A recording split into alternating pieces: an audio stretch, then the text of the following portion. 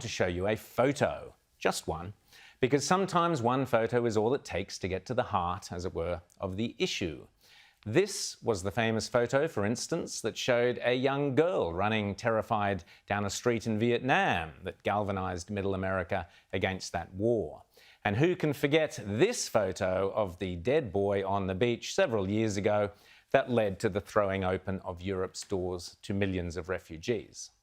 The reason these photos are so powerful, of course, is because they trigger an emotional rather than a rational response, which is why the media and the left-wing propagandists love them. So much easier to tug at the heartstrings than to offer up fact, reason and logic. Currently, a war is raging in Israel, and here is the photo that tells you everything you need to know about the history and the future of this conflict. This is what is called the Iron Dome at work in the skies above Israel. On the right-hand side of the photo, you can see the deadly rockets being fired out of Gaza in an aggressive and deliberately offensive act of war, designed to kill and maim as many innocent, everyday Israeli citizens as possible. Those rockets, by the way, have been supplied by Iran, funded in part by the Obama-Biden administration, and indeed by countries such as ours via our donations to the United Nations. Now, on the left-hand side of the photo, looking like something out of Star Wars or Close Encounters, you can see the Iron Dome, a technological miracle that allows Israel to shoot those Iranian and Hamas rockets out of the sky in a purely defensive act designed to save citizens' lives.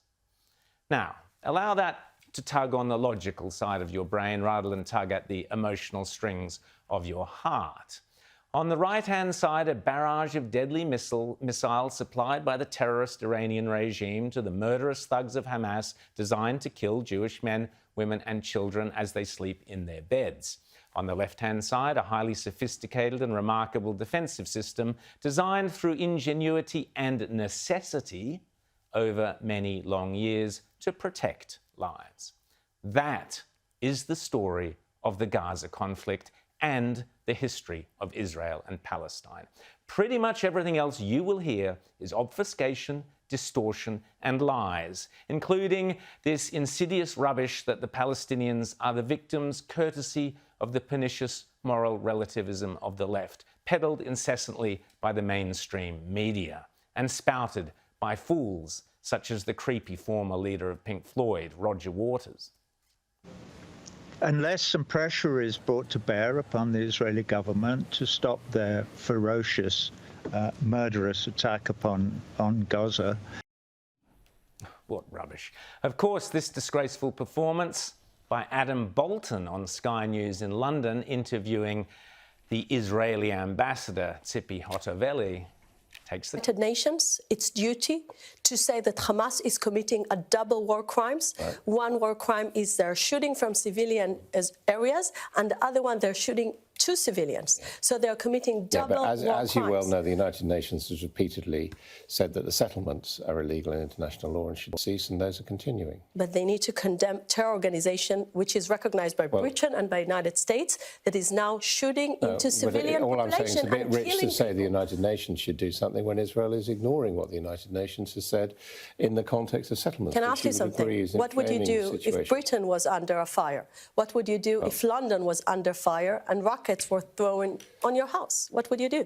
Do you think Britain would have sit silent, not protecting its citizens? Do you expect any sovereign country not to protect its citizens? Of course you can protect citizens. The question is the retaliation and the attacking of civilians in Gaza and elsewhere, which, as we know, once again is leading to disproportionate suffering on the Palestinian side.